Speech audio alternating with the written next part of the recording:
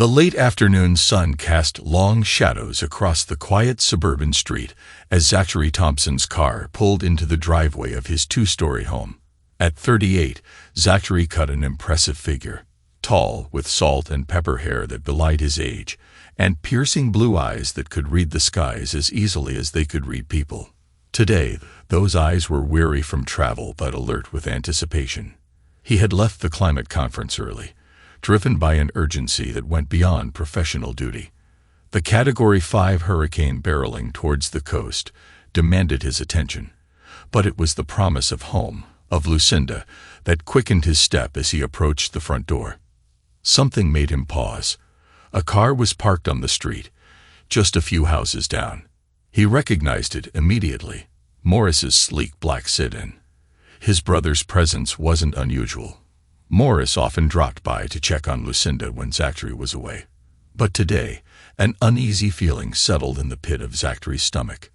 Quietly, he inserted his key into the lock, turning it with the precision of someone used to handling delicate instruments. The house was silent, save for the faint hum of the air conditioning.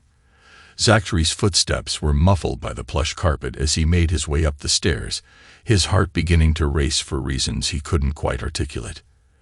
As he reached the top of the stairs, a sound caught his attention. It was coming from the bedroom, their bedroom.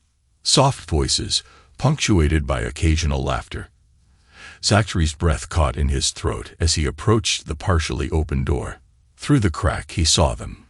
Lucinda, her golden hair splayed across the pillows, and Morris, his brother, leaning over her with a familiarity that made Zachary's blood run cold.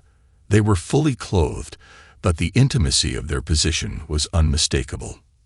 "Zachary is a fool." Lucinda's voice drifted through the gap, clear and cutting.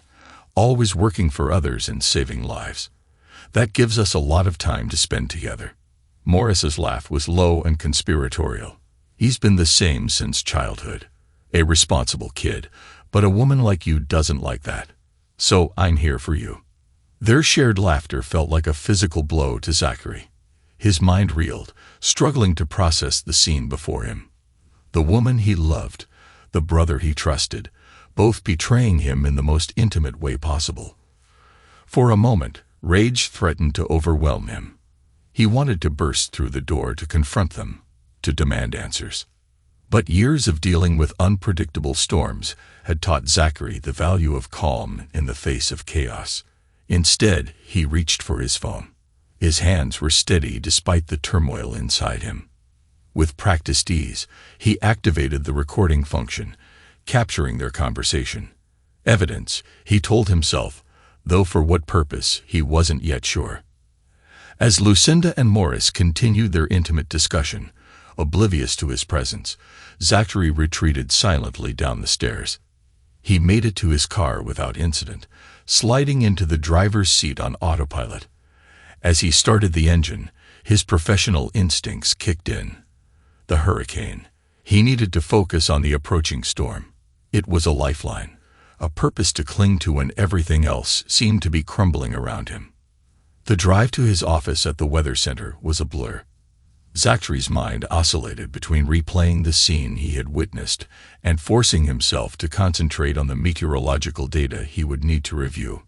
The betrayal burned in his chest, but the responsibility he felt towards his work, towards the lives that depended on his expertise, provided a counterbalance to his personal turmoil.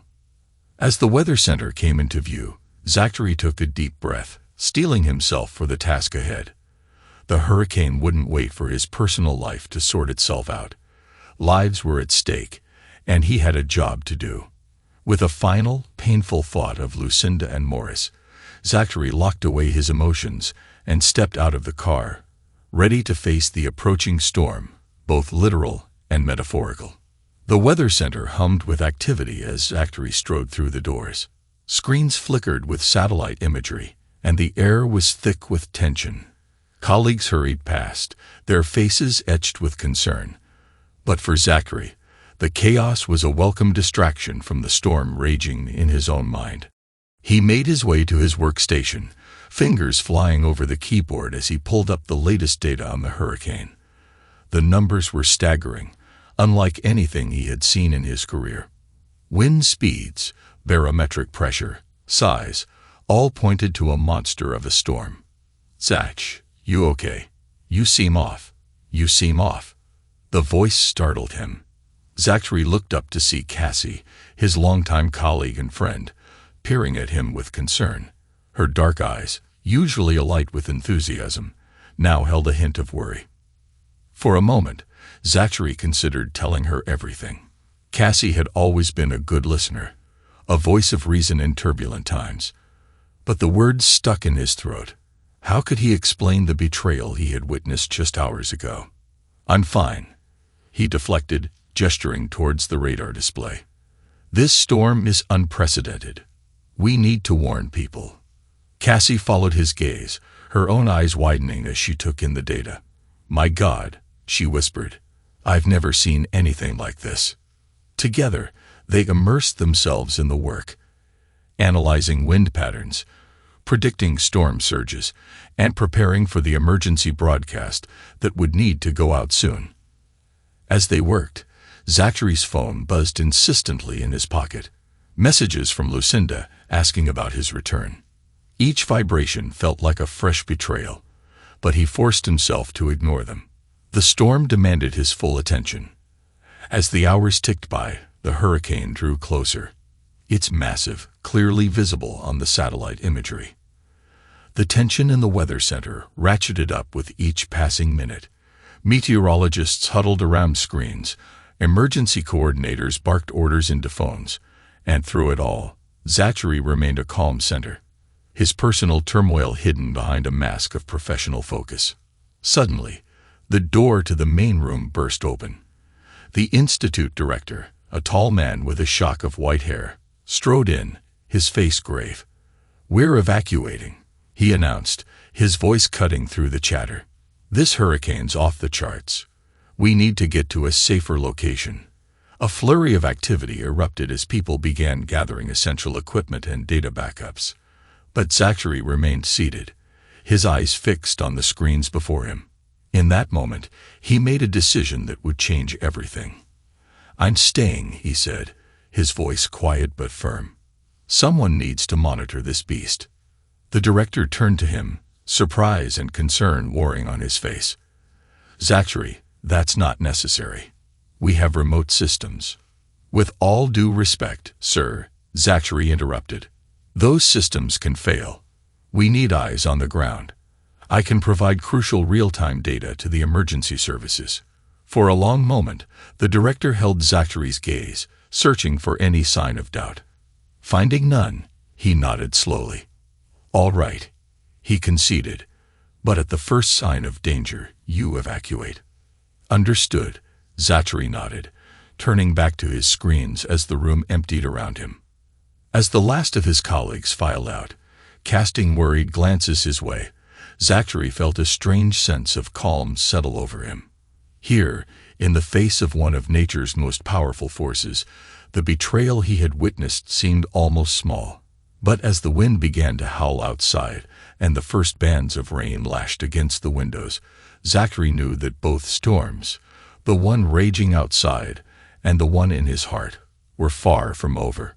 The true test was yet to come. As night fell, the full fury of the hurricane descended upon the coast. Wind screamed around the weather center, a banshee's wail that seemed to shake the very foundations of the building.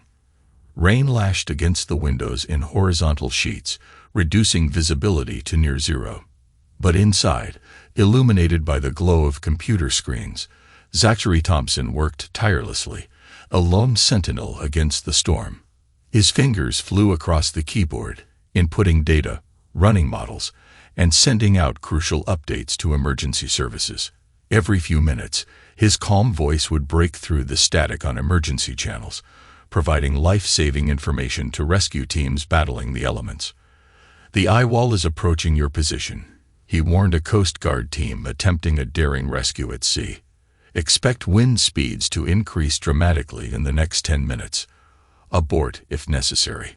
As he worked, Zachary's phone buzzed incessantly. Messages from Lucinda and Maurice, their tones growing increasingly panicked as the storm intensified. For hours, he had ignored them, focusing solely on his work. But as a particularly desperate plea came through, he found himself reaching for the device. "Zach, please," Lucinda's message read. "We're trapped. The street's flooded. We don't know what to do." For a moment, Zachary's hand hovered over the keyboard, a maelstrom of emotions swirling within him. Part of him wanted to ignore their pleas, to let them face the consequences of their actions. But the larger part, the part that had dedicated his life to saving others, couldn't bring himself to abandon them, regardless of their betrayal. With a deep breath, he dialed Lucinda's number. When she answered, her voice was thick with tears and fear. "Zachary, thank God. We need help. The water's rising and—" "Listen carefully," Zachary interrupted, his voice calm and steady. "Take whatever food and water you can carry. Move to the highest point in the house, the attic if you have one. Stay away from windows. I'll make sure rescue teams know your location." "Zach, I'm so sorry," Lucinda began. But Zachary cut her off. "This isn't the time," he said firmly. "Focus on staying safe. I'll send help when I can." He ended the call. Anger at their betrayal still simmered beneath the surface, but it was tempered by a professional determination to ensure their safety. He quickly relayed their location to the nearest rescue team, then turned his attention back to the wider crisis at hand. Throughout the night, Zachary coordinated with rescue teams across the state. His intimate knowledge of the storm's behavior proved invaluable, allowing him to guide efforts with uncanny precision. Lives were saved because of his expertise, his calm demeanor a beacon of hope in the chaos of the storm. As dawn approached and the eye of the hurricane passed over the weather center, an eerie calm descended. Zachary knew it was temporary. The back end of the storm would soon hit with renewed fury. But in this brief respite, he received a distress call that he couldn't ignore. A family was stranded nearby, their car submerged in floodwaters. Rescue teams were stretched thin, and no one was close enough to reach them before the second half of the storm hit. Without hesitation, Zachary made a decision that would cement his reputation as a hero. Donning a fluorescent weatherproof jacket, he stepped out into the deceptive calm of the hurricane's eye.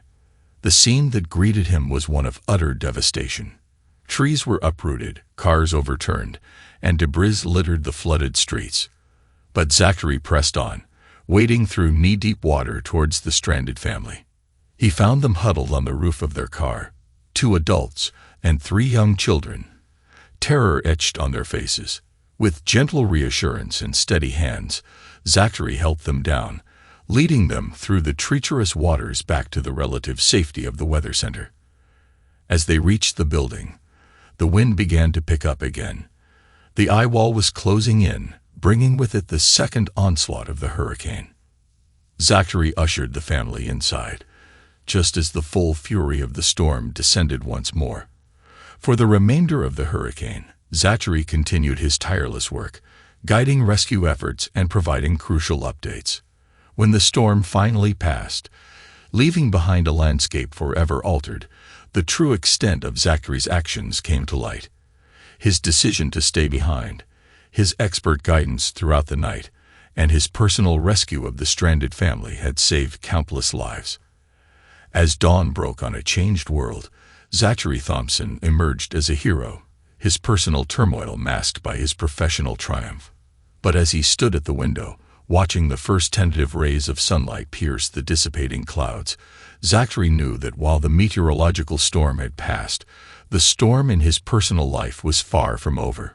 With a deep breath, he prepared himself for the confrontation to come, knowing that the true test of his strength lay not in facing down hurricanes, but in confronting the betrayal that awaited him at home. The sun had barely risen over the horizon when Zachary Thompson pulled into his driveway. The neighborhood was eerily quiet, the aftermath of the hurricane evident in the scattered debris and fallen trees. As he stepped out of his car, exhaustion weighed heavily on his shoulders, but a steely resolve burned in his eyes. The front door creaked open, revealing a disheveled Lucinda and Morris. They stood in the entryway, feigning relief at his return. but Zachary could see the guilt etched in their features. The facade of innocence they attempted to maintain only fueled the anger simmering beneath his calm exterior. "Zach," Lucinda exclaimed, her voice trembling slightly. "We were so worried. The storm was terrible, and we couldn't reach you." "Save it," Zachary interrupted, his tone cold and measured. He stepped inside, closing the door behind him with a soft click that seemed to echo in the tense silence. Morris stepped forward, a forced smile on his face. "Brother, thank God you're safe. How long?" Zachary asked, his voice steady but laced with an undercurrent of fury. The question hung in the air, heavy and accusatory. Lucinda paled, her carefully constructed mask of concern crumbling. "Zach, it's not what you think. Don't lie," Lucinda tried to defend. Zachary interrupted, his blue eyes flashing with a mixture of pain and anger. "I saw you. Both of you." The color drained from Morris's face as the realization dawned on him. "Brother, I can explain." "Save it," Morris began. Zachary cut him off, his voice sharp as a knife's edge. "I trusted you both. That trust is gone." Lucinda, her composure faltering, attempted to shift the blame. "Zach, you're always away. Your long hours, your frequent work trips. What did you expect? I was lonely, and Morris was here. So you decided to betray me with my own brother." Zachary's laugh was bitter, devoid of humor. "Is that supposed to justify your actions?" Morris stepped forward, his hands raised in a placating gesture. "Brother, please. It was a moment of weakness. We never meant to hurt you. A moment." Zachary's eyebrow arched skeptically. He reached into his pocket, pulling out his phone. With a few taps, the recorded conversation from that fateful day filled the room. Lucinda's voice, tinny but unmistakable, echoed in the tense silence. "Zachary is a fool, always working for others and saving lives. That gives us a lot of time to spend together." Morris's response followed. "He's been the same since childhood. A responsible kid, but a woman like you doesn't like that. So I'm here for you."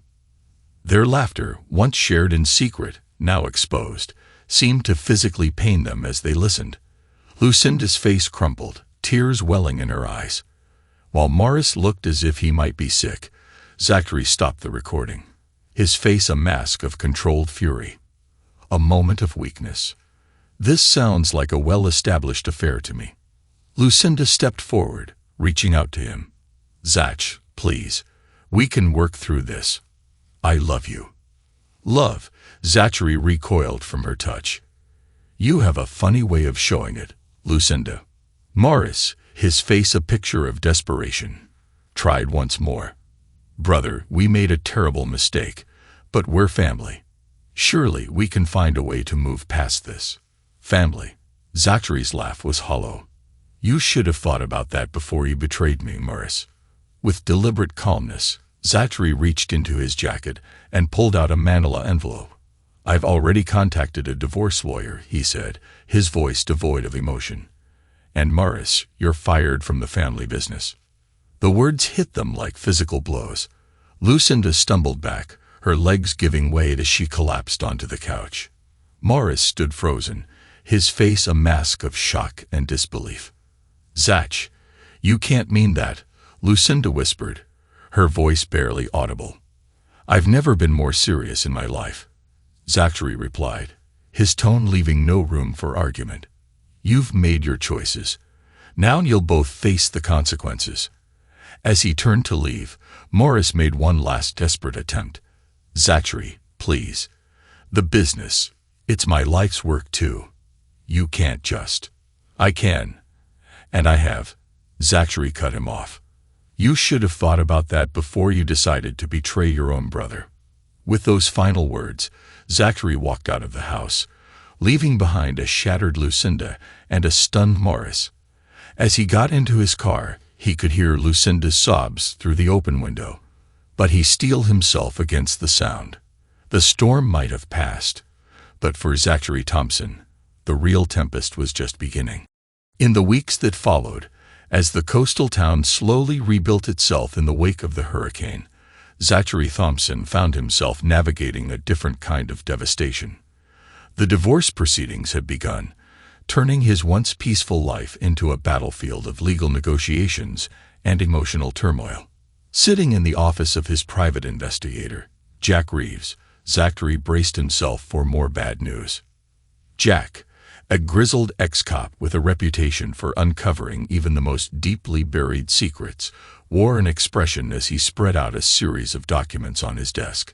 "I'm sorry, Zachary," Jack began, his gravely voice tinged with genuine sympathy. "What I've uncovered is worse than we initially thought." Zachary leaned forward, his face a mask of stoic determination. "Tell me everything, Jack. I need to know the full extent of their deceit." Jack nodded, pushing forward a thick folder. "Morris and Lucinda have been embezzling from the family business for years." The revelation hit Zachary like a physical blow. He had suspected financial impropriety, but the scale of the betrayal was staggering. "How much?"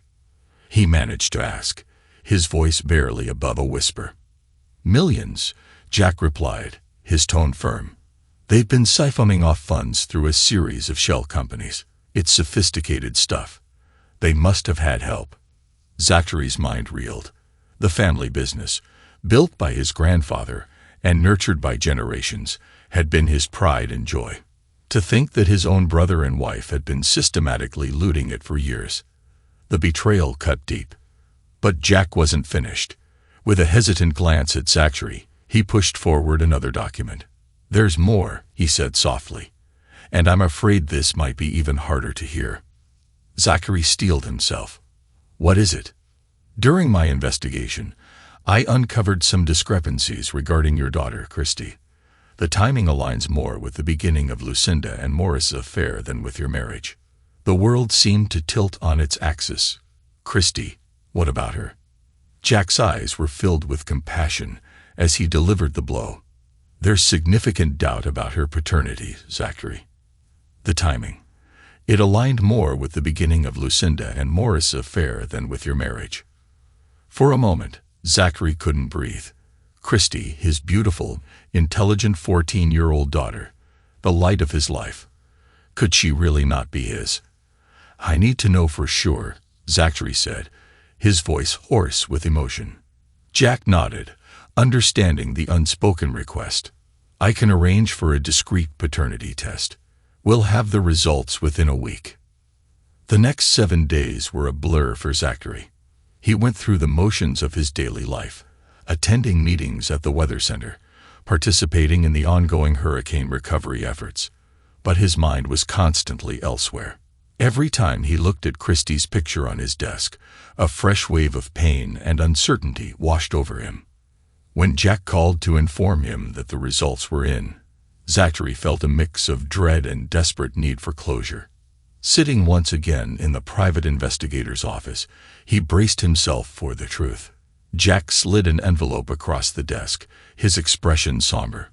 "I'm sorry, Zachary. The test confirms it. Christy, she's not your biological daughter." The world seemed to fall away. Zachary sat in stunned silence. The weight of this final betrayal threatened to crush him. Christy, the child he had loved unconditionally for 14 years, the girl he had taught to ride a bike, helped with homework, comforted after nightmares. She wasn't his. As the initial shock began to subside, a cold resolve settled over Zachary. He looked up at Jack, his eyes hardening with determination. "Thank you for your thoroughness, Jack. I need you to compile all of this information. The embezzlement, the affair, the paternity test results, everything." Jack nodded, understanding dawning in his eyes.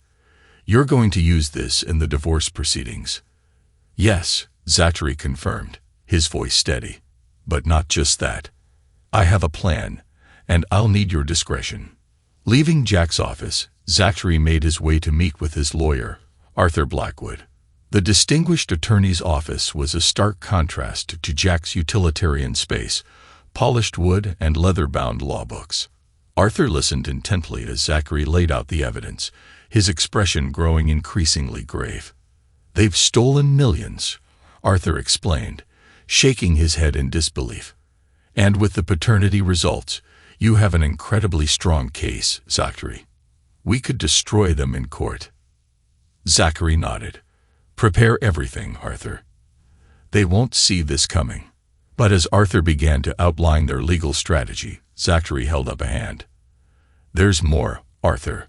I have a plan, and I need your complete discretion and cooperation. Over the next hour, Zachary outlined his intentions. He explained his plan to disappear, to start a new life away from the betrayal and pain that now tainted every aspect of his existence. I'm giving you full authority to destroy Lucinda and Morris in court, Zachary said, his voice firm. But I won't be here to see it. I need you to handle everything, including the distribution of any settlement to charity. Arthur listened, his expression a mixture of surprise and concern. Zachary, are you sure about this? It's an extreme step. I've never been more certain of anything in my life. Zachary interrupted. Can I count on you, Arthur? After a moment's hesitation, Arthur nodded. You have my word. I'll handle everything according to your wishes. With that settled, Zachary made one final call. Joshua Reeves, his old friend and trusted confidant, agreed to meet him at a quiet cafe on the outskirts of town. As they sat across from each other, steaming cups of coffee between them, Zachary laid out his request. Joshua, I need you to take over the family business after I'm gone. You're the only one I trust to set things right.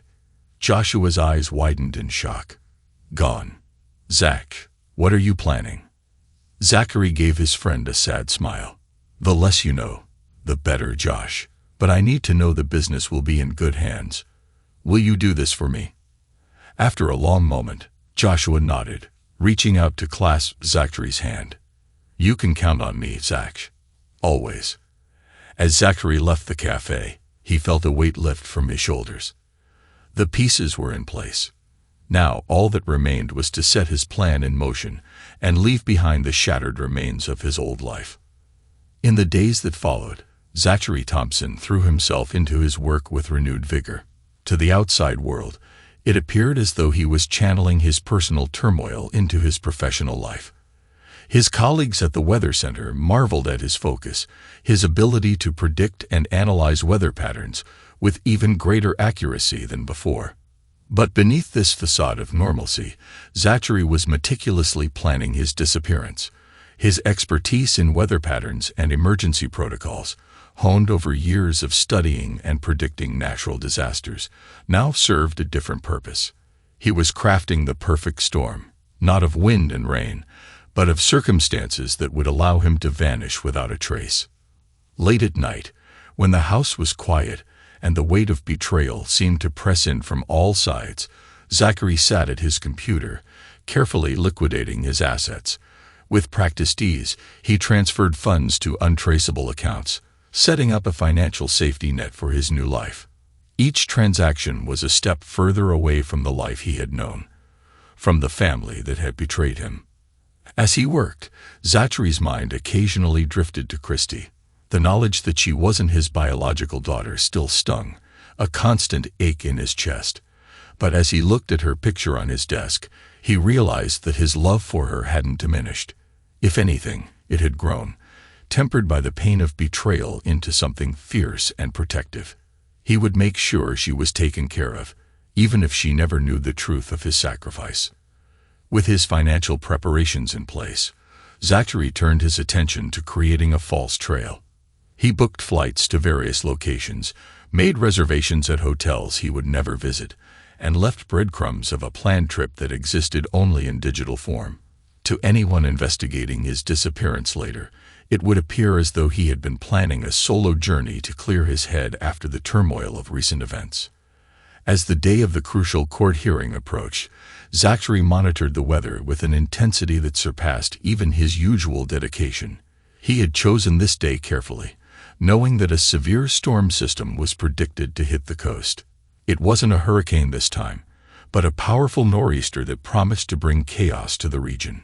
The morning of the hearing dawned dark and ominous. Rain lashed against the windows, driven by howling winds that seemed to mirror the turmoil in Zachary's heart.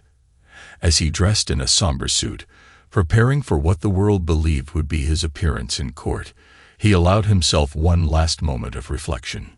He thought of Lucinda, of the love they had once shared, and the bitter ashes it had become. He thought of Morris, his brother, and the years of trust shattered by betrayal. And he thought of Christie, the innocent caught in the middle of this web of deceit. For a moment, doubt crept in. Was he doing the right thing? But as a clap of thunder shook the house, Zachary's resolve hardened. He had made his decision. There was no turning back now. Instead of heading to the courthouse, Zachary drove to a predetermined location on the outskirts of town. The storm raged around him, providing the perfect cover for his disappearance. He parked his car near the shore, leaving behind a carefully crafted scene that suggested he had been swept away by the storm surge. As search efforts began, hampered by the severe weather, Zachary was already miles away. He had slipped away in the chaos, using his knowledge of the storm's patterns to navigate safely out of the area.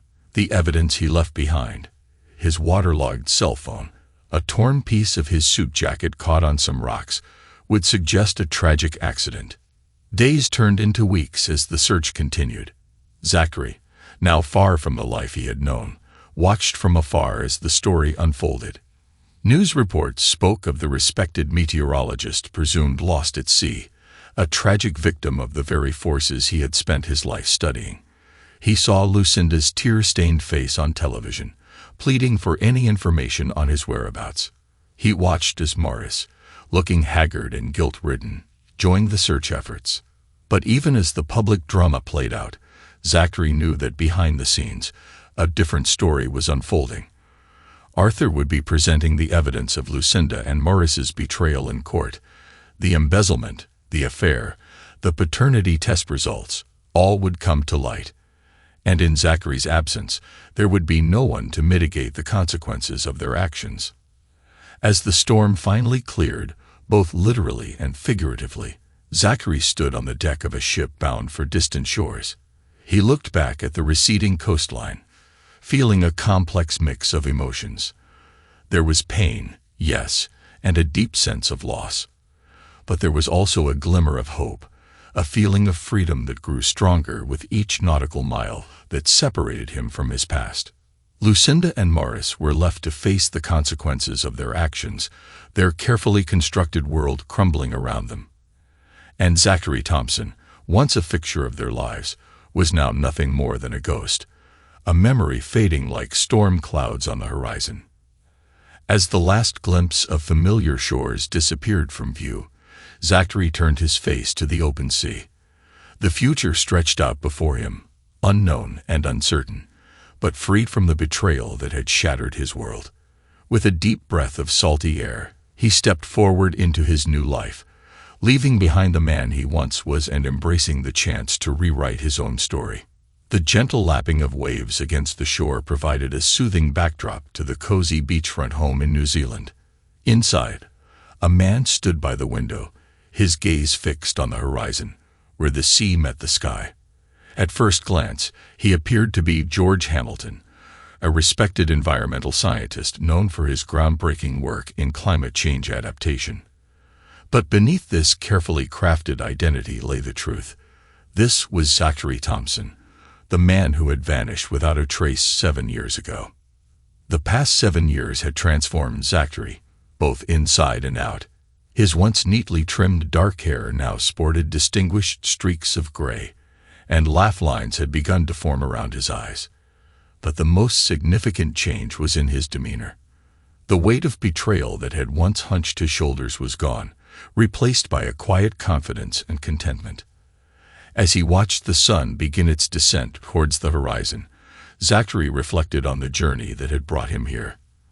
The pain of discovering Lucinda and Morris's betrayal had been excruciating, but it had also been the catalyst for this new life, a life where he was valued not for his family name or his business acumen, but for his intellect and passion for the environment. His thoughts were interrupted by the soft padding of feet behind him. Turning, Zachary's face lit up with a warm smile as he saw Rosemary, his wife of 3 years, enter the room. Rosemary, a marine biologist with a brilliant mind and a kind heart, had been instrumental in helping Zachary heal and rebuild his life. Deep in thought again. "Love?" Rosemary asked, her Australian accent adding a musical lilt to her words. She crossed the room to join him at the window, her hand instinctively moving to rest on her swollen belly. Zachary placed his hand over hers, marveling at the life growing within. "Just thinking about how far we've come," he replied, his voice soft with wonder. "Sometimes it feels like a dream." Rosemary leaned into him, her presence a comforting anchor. "It's real, George. We're real." The use of his assumed name no longer felt strange to Zachary. George Hamilton was as much a part of him now as Zachary Thompson had ever been. Perhaps even more so, for George was the man he had chosen to become, unburdened by the betrayals of the past. As they stood there, basking in the warmth of the setting sun and each other's company, the sharp trail of Zachary's phone cut through the peaceful atmosphere. With an apologetic smile to Rosemary, he retrieved the device from his pocket. The caller ID showed a number he didn't recognize with the United States area code. Frowning slightly, Zachary answered, "George Hamilton speaking." The voice on the other end was official, detached. "Mr. Hamilton, this is Thomas Reeves from the U.S. State Department. I'm calling regarding Zachary Thompson." Zachary's heart skipped a beat, but years of practice kept his voice steady. "I'm afraid I don't know anyone by that name. May I ask what this is about?" There was a pause on the other end. Then, "I apologize for the confusion, Mr. Hamilton. We're reaching out to individuals who may have had connections to Mr. Thompson in the past. He's been officially declared dead by the U.S. government as of today." The words hit Zachary like a physical blow. He had known this day would come eventually, had even planned for it, but the reality of it was still shocking. "I see," he managed to say. "That's unfortunate news. May I ask what happened?" Mr. Thompson disappeared during a severe storm 7 years ago. After exhaustive searches and investigations, and with no sign of him for all these years, the court has finally declared him legally dead. Zachary murmured appropriate words of sympathy and understanding, his mind racing. As he ended the call, he turned to find Rosemary watching him with concern. "What is it, love?" she asked, moving to his side. Zachary took a deep breath, trying to process the surreal nature of the situation. "I've just been declared officially dead," he said, a hint of dark humor coloring his tone. Rosemary's eyes widened, understanding the implications immediately. She had known Zachary's full story from the beginning, had accepted and loved him despite, or perhaps because of, his complex past. "How do you feel about that?" she asked gently. Zachary considered the question carefully, relieved. "I think," he said finally, "it feels like the final page of that chapter of my life has been turned. Zachary Thompson is truly gone now." Rosemary nodded, her hand finding his and squeezing gently. "And George Hamilton is here to stay," she affirmed. As the reality of the situation sank in, Zachary found himself reflecting on the path that had led him here. The pain, the betrayal, the careful planning of his disappearance. It had all led to this moment. He was free, truly free to live this new life he had built. But as he stood there, holding Rosemary's hand, and feeling the movement of their unborn child, a knock at the door shattered the moment of peace. It was a sharp, insistent sound that seemed to echo through the house. Zachary and Rosemary exchanged puzzled glances. They weren't expecting anyone, and their home was quite isolated, chosen specifically for its privacy.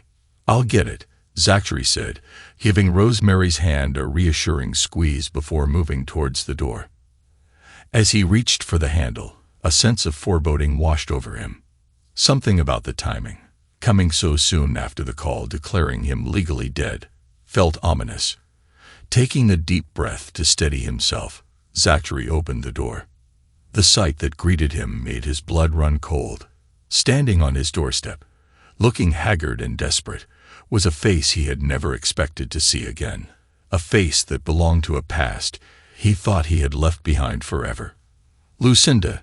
Time seemed to stand still as Zachary stared at the woman on his doorstep.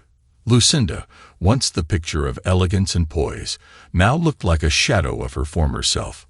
Her once lustrous blonde hair hung limp and unkempt, and dark circles underlined her bloodshot eyes. The years had not been kind to her, etching deep lines of worry and hardship into her once flawless face.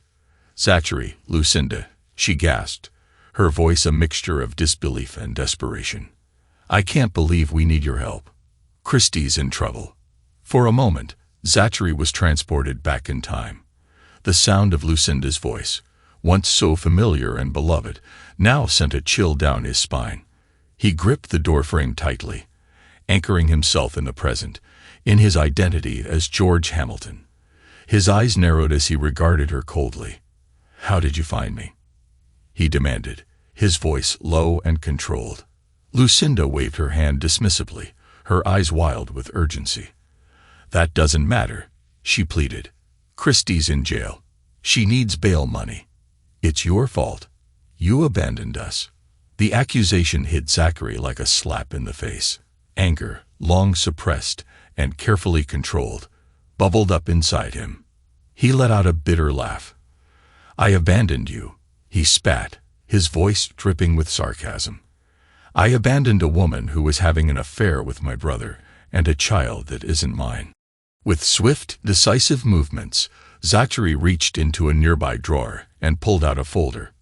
He threw it at Lucinda's feet, papers spilling out onto the doorstep. Among them was a copy of the DNA test results he had obtained all those years ago. "It's not my problem," he said coldly. "Get lost." Lucinda crumpled to her knees, gathering the scattered papers with trembling hands. As she read the DNA results, her face crumpled, tears streaming down her cheeks. "Please, Zach," she sobbed, using the name he had long since discarded. "We've lost everything. Morris is in prison for embezzlement. I'm barely staying afloat. Christy, she's all I have left." For a brief moment, Zachary felt a flicker of pity. The sight of Lucinda, once so proud and confident, reduced to this desperate state was jarring. But then he remembered the pain of her betrayal, the years of lies and deceit. His heart hardened once more. "You made your choices," he said. "Now live with them." As Lucinda continued to plead and sob on his doorstep, Zachary became aware of movement behind him. Rosemary had come to investigate the commotion. He felt her presence at his side, a source of strength and support. "George," she asked quietly, her voice tinged with concern. "What's going on?" The use of his new name seemed to snap Zachary back to the present. He was no longer the betrayed husband, the abandoned father. He was George Hamilton, environmental scientist, loving husband, and soon-to-be father. "It's all right, love," he said to Rosemary, his voice softening as he addressed her. "This is someone from my past. She was just leaving." Lucinda looked up at the sound of the unfamiliar voice, her tear-stained face a mask of confusion, as she took in the sight of the pregnant woman standing protectively at Zachary's side. "Zach," she whispered, her voice small and lost. "What? Who is this?" Zachary squared his shoulders, drawing strength from Rosemary's presence. "This is my wife, Rosemary," he said firmly. "And my name is George now. Zachary Thompson is dead. He died the day he discovered your betrayal." The finality in his tone seemed to crush what little hope Lucinda had left. She slumped further, her sobs quieting to soft, defeated whimpers. "Please," she tried one last time. "If not for me, then for Christy. She's innocent in all this." For a moment, Zachary's resolve wavered. Despite everything, he had loved Christy as his own for 14 years. The thought of her in trouble and jail pulled at something deep within him. But then he remembered the years of lies, the fact that Christy had never truly been his, and he steeled himself once more. "Christy has her real father to turn to," he said, his voice flat and emotionless. I'm sure Morris can help from prison.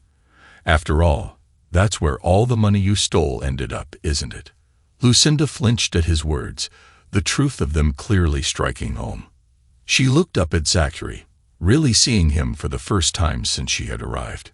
She saw not the man she had betrayed, but a stranger, confident, resolved, and completely beyond her reach. "You've changed," she whispered, a note of wonder in her voice. Zachary nodded, his arm instinctively wrapping around Rosemary's waist. "Yes, I have," he agreed. "I've become the man I was always meant to be. Without you, without your lies and betrayal." As Lucinda struggled to her feet, her movements slow and defeated, Zachary felt a sense of closure washing over him. This confrontation, as unexpected and painful as it was, felt like the final act in a play that had been running for far too long. "You should leave," Zachary said firmly. "You have no place in my life anymore." Lucinda took a step back, her eyes moving between Zachary and Rosemary, taking in the life he had built without her. As she turned to go, her shoulders slumped to her feet. Zachary felt compelled to add one final thing. "And Lucinda," he called after her, "don't come back, ever." As Lucinda's figure retreated down the path, growing smaller in the fading light, Zachary felt the last vestiges of his old life retreating with her. He turned to Rosemary, seeing understanding and love in her eyes, and knew that whatever storms lay ahead, they would weather them together. As Lucinda's defeated form disappeared from view, Zachary felt a complex mix of emotions washing over him. There was anger, yes, at the audacity of her appearance and her demands. But there was also a sense of vindication, a feeling that justice had finally been served. Rosemary's gentle touch on his arm brought him back to the present. "Are you all right?" she asked, her voice filled with concern. Zachary took a deep breath, centering himself. "I am," he said, surprising himself with the truth of the statement. "I really am." They retreated back into the house, closing the door on Lucinda and the past she represented. As they settled on the couch, Rosemary's presence, a comforting warmth beside him, Zachary found himself compelled to explain, to share the full story with the woman who had become his rock, his safe harbor. "I never told you the whole story," he began, his voice soft but steady, "about how I uncovered all their lies and schemes before I disappeared." Rosemary listened intently as Zachary recounted the details of his investigation, the private detective he had hired, the shocking revelations about the embezzlement, and Christie's paternity.